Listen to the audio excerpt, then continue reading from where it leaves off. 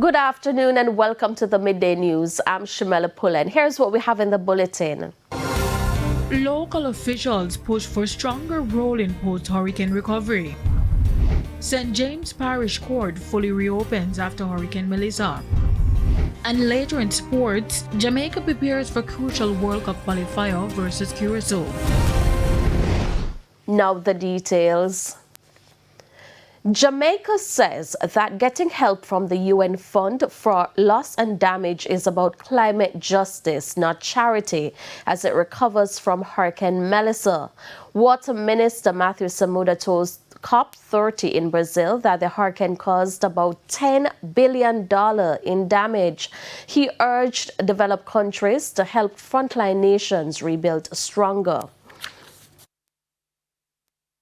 As Jamaica ramps up recovery efforts following Hurricane Melissa, local government representatives are calling for clearer communication.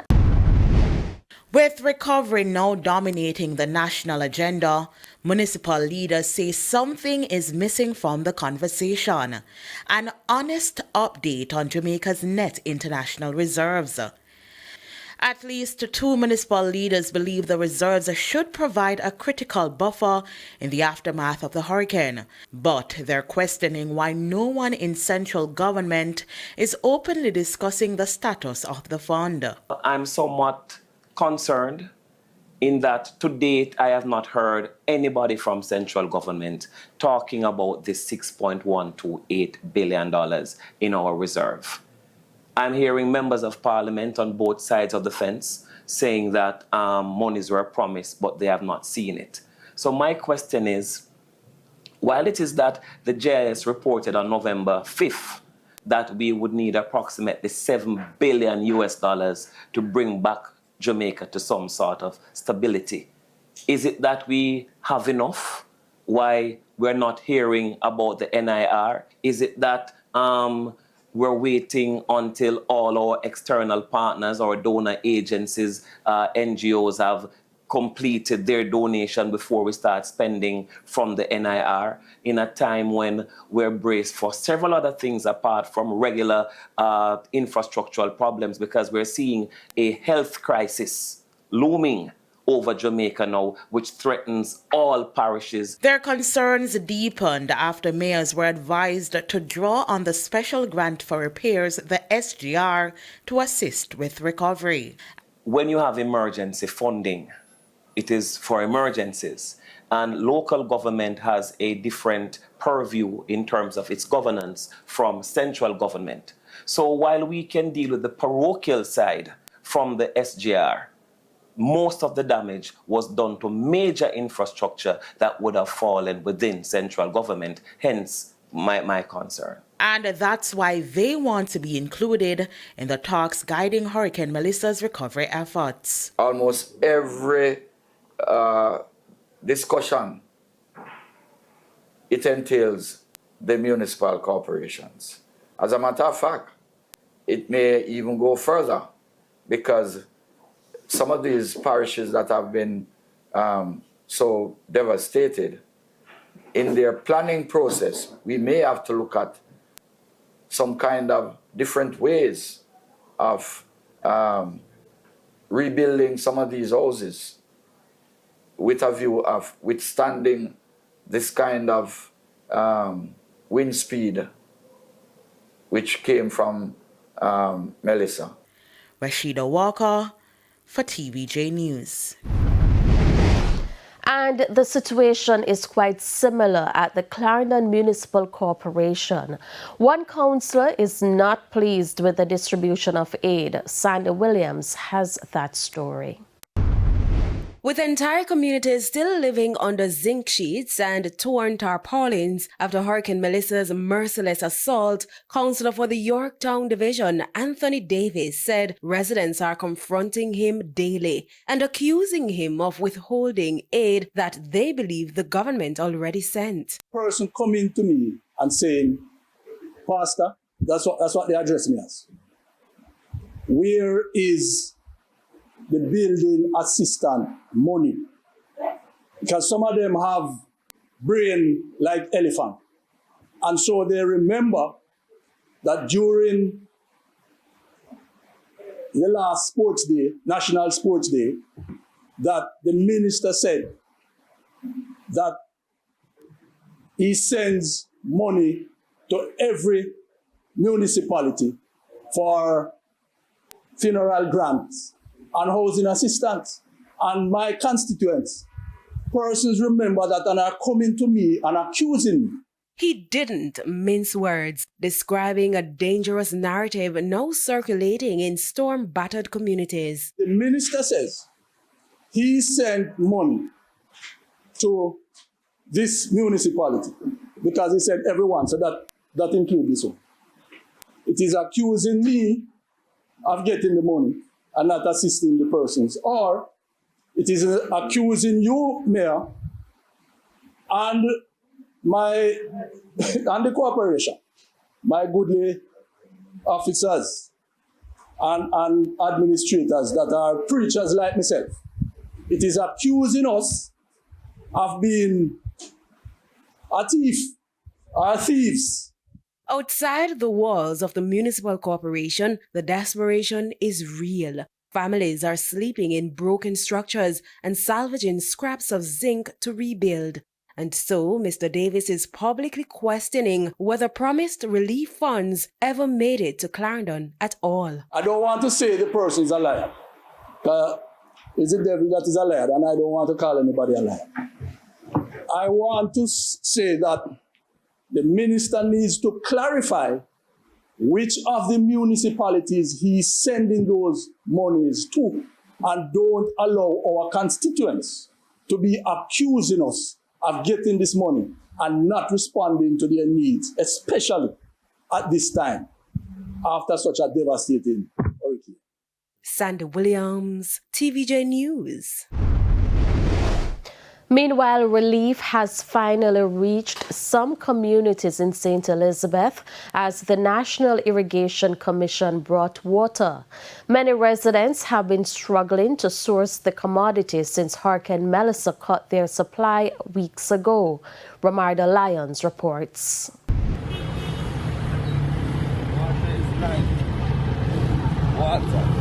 It's never been more attractive, more welcomed, more sought after.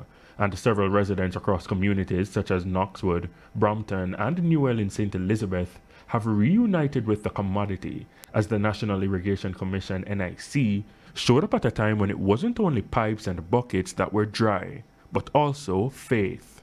This water gonna help us in the community of Knoxwood. And I wanted to know this water that gonna help me and my grandmother over there. We were devastated by the storm Melissa.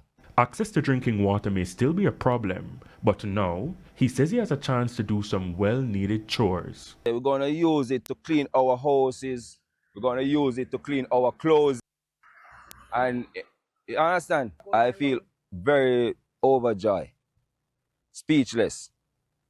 That's why I'm stuttering right now. Treasure Beach was one of the hardest hit communities with floodwaters waist high.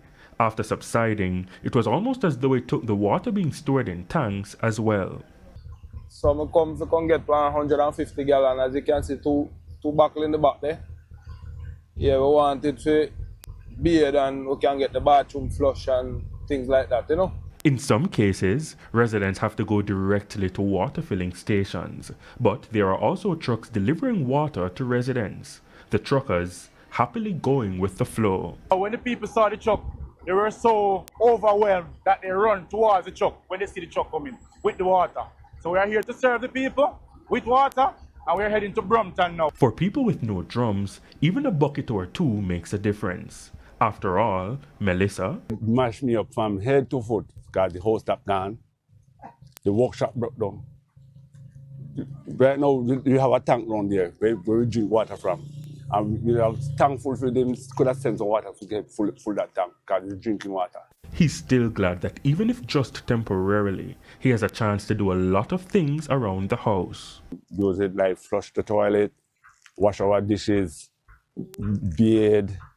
You know, you can't waste it when you're at home because it's very important. The only way is you have to drink in one different. Ramarda Lyons, TVJ News. In a show of service beyond the badge, members of the Jamaica Constabulary Force's November 1990 batch are using their vacation funds to give back to parishes severely impacted by Hurricane Melissa. Aliyah Bryant reports. Speaking on Smile Jamaica this morning, head of the Ports Division of the JCF, SSP Stephanie Lindsay, said it was a collective effort with support from other partners. When we decided to do it, I reached out to a couple of persons, and the Maxi Department store was one of the stores that I reached out to said our batch wanted to do this project, and they said we're on board, and they gave us tons of things to clothing, especially children clothing. Then we all came together and we provided food package. We partnered with another healthcare home sweet home, and they also provided support. We had some friends from customs. The parishes visited were Westmoreland, St. James, and St. Elizabeth. When we decided to go to St. Elizabeth, I reached out to SB Minto, and I said, we want to come into the parish, but we don't want to go to the areas that a lot of people are going. So they decided to take us into some remote parts like Forest Hill, Giddy Mountain, among other things, Fife Hill. And when we were on way there were some persons stopping us to say, you can't access those places, but of course we partnered with the Ports Division as well, so we had fit-for-purpose vehicles. And we had a bus, so we left the bus at a point and we used the pickups, the JCF pickups, and we went into the areas. They took us on a dirt path, and areas that we couldn't go, they would come and take things and take to persons. It was just this tremendous rallying of support. They are looking out for persons who are maybe shut in, persons who can't move around very quickly. SSP Lindsay and her team also assisted the Lacovia team with care packages and a colleague whose home was destroyed by floodwaters in Catherine Hall. We refurbished his house, we built it, we provided items of furniture and just spent a day. What was also good about that is that we reached out and we partnered with Digicel. And Digicel came to the community and provided mobile charging station service, and the community was so appreciative. She says this initiative will not be a one-time thing. You can go to a police station and just tell them that you would like to support a cause. Because sometimes it's not the big thing, the little things, one family, one household at a time, because it does help. Aliyah Bryant, TVJ News. The St. James Parish Court resumed full operations today. This means gun court and circuit court matters are now being addressed. TVJ News understands that efforts are ongoing to stabilize the court's infrastructure and ensure a safe environment for staff and court users. And it's time for a break. Stay with us for stories when we return.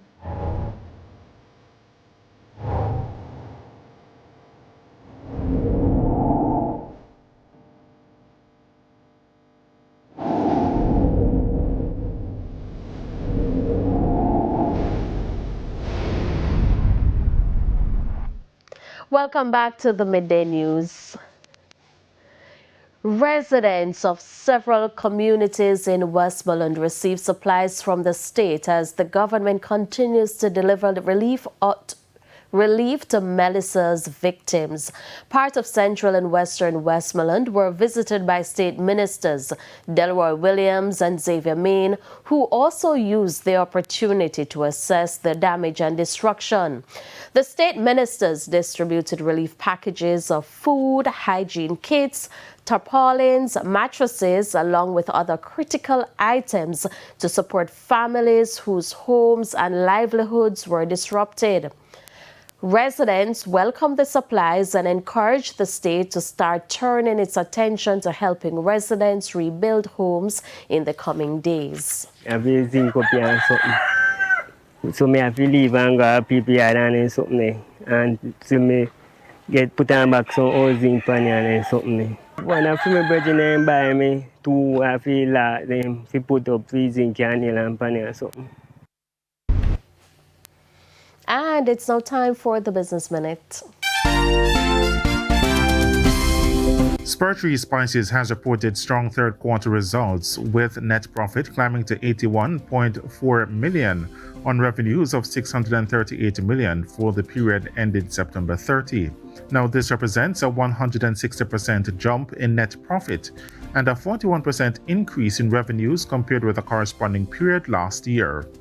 Earnings per share also surged by 158%. Now, the company says the September quarter delivered its highest ever revenues, gross profits and net profits, with gross profit rising to $185.2 million. Now, for the 9-month period ended September 30, Spurtree booked net profit of $102 million on revenues of $1.32 billion. This reflects a 53% increase in net profit and an 18% rise in revenues over the same period last year. Gross profit for the period stood at $361.5 million. Now, the Federal Aviation Administration, FAA, on Monday lifted its flight reductions at 40 airports around the country. The FAA cut the number of flights at these airports by at least 4% days ago because of the federal government shutdown. The shutdown impacted the air traffic control system. Some controllers did not show up to work during the shutdown, citing childcare needs, or because they had to take a second job since they were not being paid. The FAA determined that the lack of staffing was not safe, and so it reduced the number of flights coming in and out of these 40 airports. For the Business Minute, I'm Shane Masters. Thank you, Shane. It's now time for the top regional and international stories. In the region, the Inter-American Development Bank, IDB Group, has launched 2 new disaster risk tools for Latin America and the Caribbean at the ongoing COP30 conference. Risk Monitor tracks countries' preparedness and vulnerability, while Risk Hub uses AI to project disaster impacts and support planning. They form part of the IDB's Ready and Resilient Americas program to strengthen risk information, regional response, and financial protection.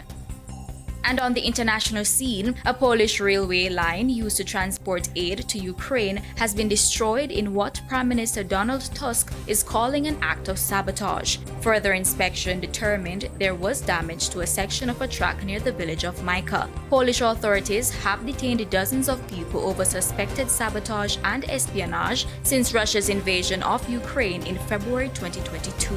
And those were the top regional and international stories. I'm Aliyah Bryant. Thank you, Alia. We take another break. Sports is next.